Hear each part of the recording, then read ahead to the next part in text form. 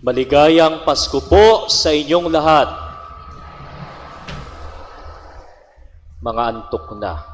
Isa pa, maligayang Pasko po sa inyong lahat. Palakpakan po natin ang Panginoon.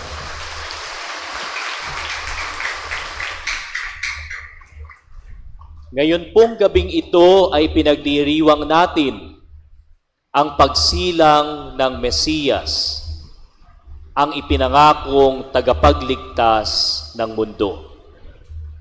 Ngayong gabi pong ito ay natanggap natin ang pinakadakilang regalo na mayroon ang Diyos sa bawat isa sa atin.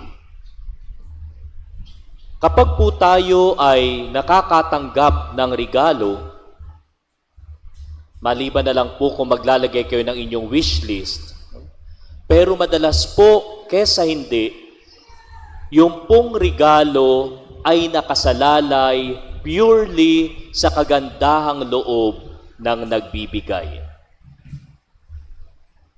Na hindi po ninyo hiniling, hindi po ninyo hiningi, pero dahil sa kagandahang loob na mayroon ang isang tao, isang kapamilya, isang kaibigan, magbibigay siya ng isang bagay na hindi mo inaasahan.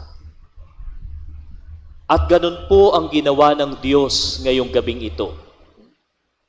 Ibinigay po niya ang pinakadakilang regalo na mayroon siya. Hindi po ipinagkait ng Diyos sa bawat isa sa atin ang kanyang bugtong na anak. Hindi po dahil tayo'y karapat-dapat.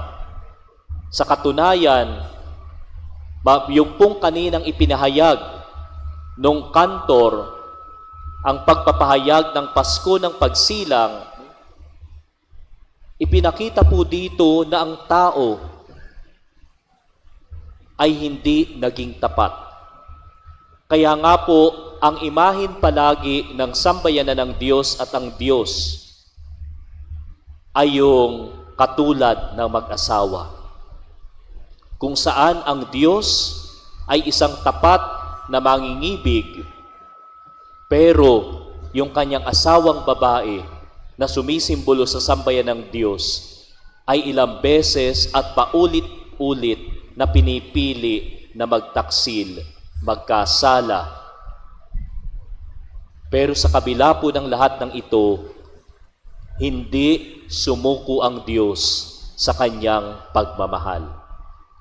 Naniniwala ang Diyos na ang taong kanyang nilikha, by the very nature of human beings, ang tao ay mabuti.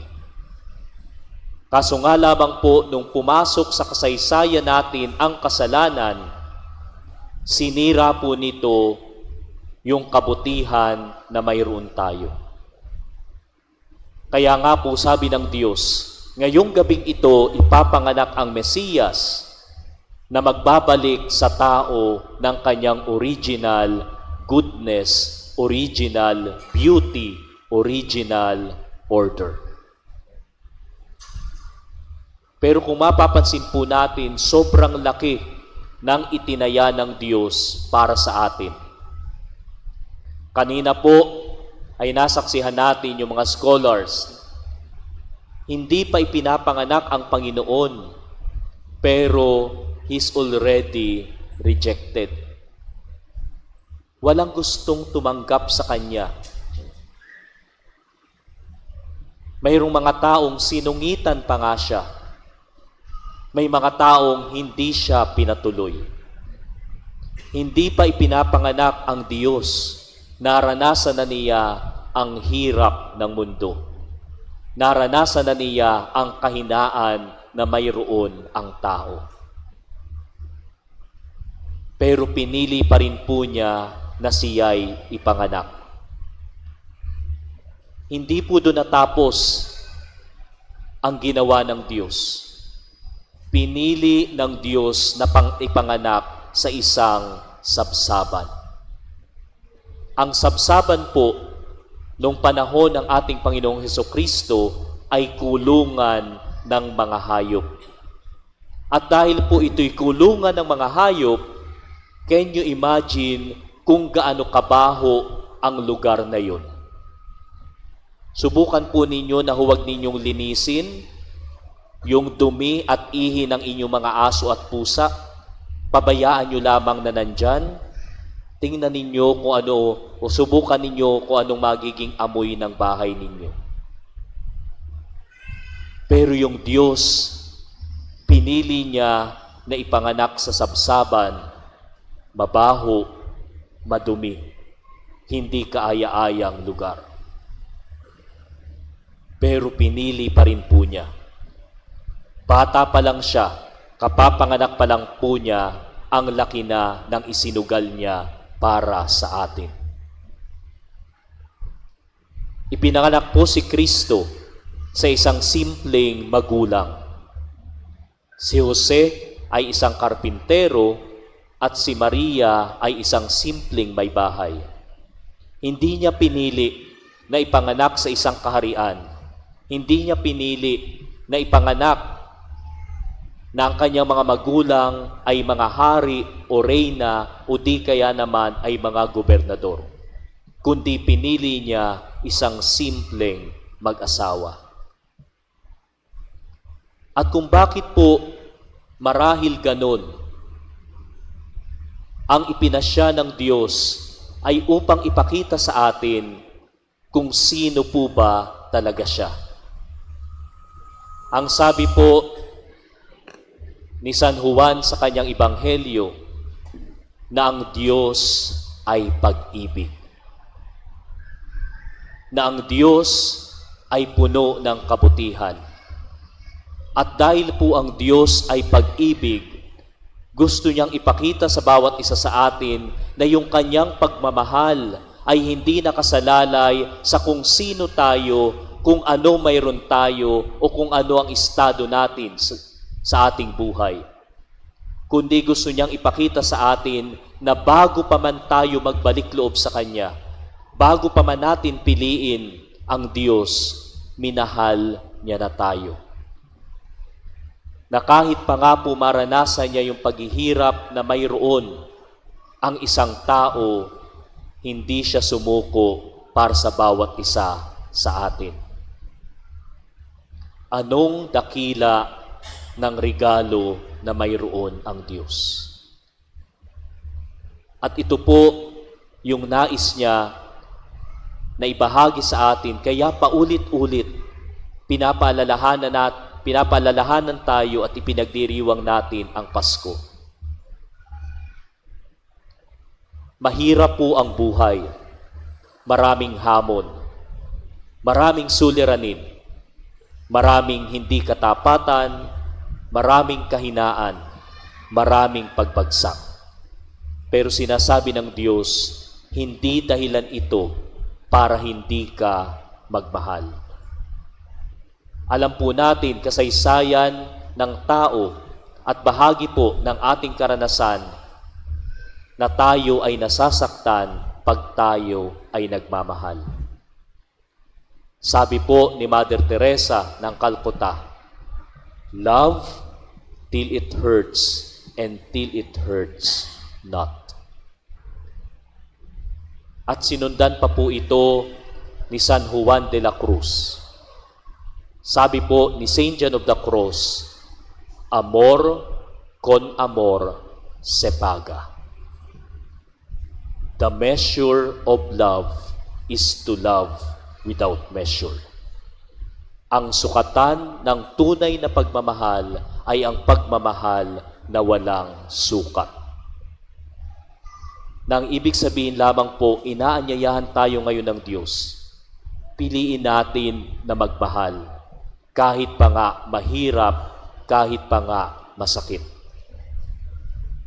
Malalaman lamang po natin kung tayo'y tunay na nagmamahal sa oras na tayo ay masaktan. Dahil pag po tayo ay nagmahal, binigyan natin ng karapatan yung tao na minamahal natin na saktan tayo. Kung hindi mo naman po mahal yung isang tao, kahit ichismis ka ng ichismis yan, dead ka lang. Sasabihin mo, pakialam ko sa'yo. Pero paano kung ang nagchismis sa'yo ay kamag-anak mo, kaibigan mo, taong malapit sa iyo. Hindi ba ang sakit nito? Pero ang tanong, mamahalin mo pa rin ba sila? Kung ang bawat isa po sa atin ngayong gabi ay pipiliin at sisikaping magmahal, mawawala po ang problema natin sa flood control. Mawawala po ang problema natin sa kurakot. Mawawala po ang problema natin sa ating pamahalaan, sa ating lipunan. Dahil ang tao po na tunay na nagmamahal, wala siyang ibang hinahangad kundi ang kabutihan ng kanyang minamahal. Hindi siya gagawa ng isang bagay intentionally na ikakasakit ng taong kanyang minamahal. Bagamat nasasaktan niya ang tao unintentionally, pero walang taong nagmamahal ang nagnanais na makasakit sa kanyang minamahal. Kaya nga po, halimbawa sa mag-asawa, ang sabi ni San Pablo dun sa mga babae, magpailalim ka sa iyong asawa. Yun naman mga lalaki, tuwang-tuwa. No? Ako ang boss dito. Sabi sa banal na kasulatan, kayong mga babae, magpailalim kayo sa akin. O, di tuwan-tuwa yung mga lalaki. Kaso, mayroon yung kadugtong.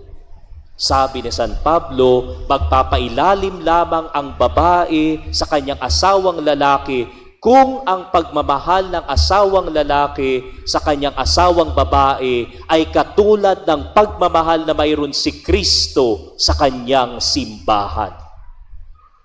Na nangangahulugan na yung pagmamahal ng lalaki ay dapat ay katulad ni Kristo na handang mag-alay ng kanyang sarili sa krus para sa kanyang minamahal. Kaya po yung mga babae dito, pag hindi ganun ang pagmamahal sa inyo ng inyong mga asawa at boyfriend, huwag ninyong sundin. Kasi malinaw na sinabi, no? Magpapailalim lamang kayo sa inyong asawang lalaki kung ang pagmamahal ng asawa ninyong lalaki ay katulad ng pagmamahal na mayroon si Kristo sa kanyang simbahan, na nag-alay ng kanyang sarili para sa simbahan, para sa kanyang sambayanan. Naintindihan po palagay ko ito ng mga magulang kung ano ang ibig sabihin ng tunay na pagmamahal. Ilang pong mga merienda, ilang mga pagkain ang hindi ninyo kinain dahil kailangan yung magbayad ng tuition fee. Ilang pong beses na naranasan ninyo na maglakad mula doon Antonio papunta ng Tandang Sora kasi isinisave ninyo yung pamasahe para maibigay sa inyong anak yung hinihingi niya na bagong cellphone. Ilang pagsasakripisyo po at hirap ang inyong dinanas para maipakita sa inyong mga anak kung gaano sila kahalaga sa bawat isa sa inyo. Ilang mga gabi ang pinilit ninyo na mapuyat, ilang mga ulan ang sinubukan ninyong danasin para makapagtrabaho, para bigyan ng maayos na buhay ang inyong mga anak. Anong dakilang pagmamahal na mayroon kayo. Kaya po salamat sa bawat magulang na nandito. Salamat po sa inyong pagmamahal. Nakatulad po ni Jose at ni Maria, bagamat sila'y tao, bagamat sila'y may limitasyon, sinikap nila na ipadama at ipakita kay Kristo sa batang si Jesus, sa sanggol na si Jesus, ano ang tunay na larawan ng pagmamahal. Kaya nga po, inaanyayahan ko kayo ngayong gabi sa pagdiriwang natin ng Pasko ng pagsilang ng Panginoon piliin ninyo na magmahal. Sikapin ninyo na magmahal. Hindi po madali, ito po'y mahirap. Masasaktan at masasaktan po kayo. Pero ang tunay na pagmamahal, hindi sumusuko. Sabi nga, sino bang kumanta nun? Si Moira o si Morissette? Gusto ko nang bumitaw, pero ayaw pa ng puso. Mapapagod tayo sa ating pagmamahal, pero hindi ito bumibitaw dahil ang mahalaga sa Kanya ay makita niya na ang taong Kanyang minamahal ay patuloy na lumalago, patuloy na sumasaya, patuloy na nabubuhay. Kahit ito pa nga ay mga hulugan ng pagsasakripisyo, ng kamatayan at paghihirap sa atin. Amen. Magsitayo po tayo at ating ipahayag ang ating pananampalataya at mamaya po sa pagdating nung punto na nagkatawang tao siya lalang ng Espiritu Santo, lahat po tayo ay luluhod bilang pagsamba sa Diyos na isinilang.